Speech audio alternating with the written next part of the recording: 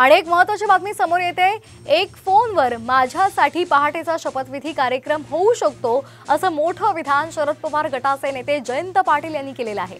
जयंत पाटलांच्या या विधानामुळे आता राजकारणात एक खळबळ उडाली आहे। भाजपमध्ये इनकमिंग थांबलेलं नाही। राष्ट्रवादी काँग्रेस शरदचंद्र पवार गटाचे नेते जयंत पाटील हे भाजपमध्ये जातील अशा चर्चा मध्यंतरीच्या काळामध्ये रंगल्या होत्या।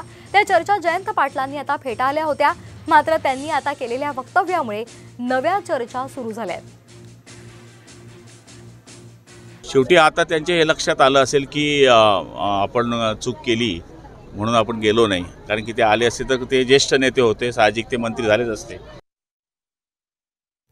तर एका फोनवर माझ्यासाठी पहाटेचा शपथविधी कार्यक्रम होऊ शकतो असं मोठं विधान शरद पवार गटाचे नेते जयंत पाटलांनी केले। जयंत पाटलांच्या या विधानामुळे राजकारणामध्ये खळबळ उडाली आहे। भाजपमध्ये इनकमिंग थांबलेलं नाही। राष्ट्रवादी काँग्रेस शरदचंद्र पवार गटाचे नेते जयंत पाटील हे भाजपमध्ये जातील अशा चर्चा मध्यंतरीच्या काळात रंगल्या होत्या।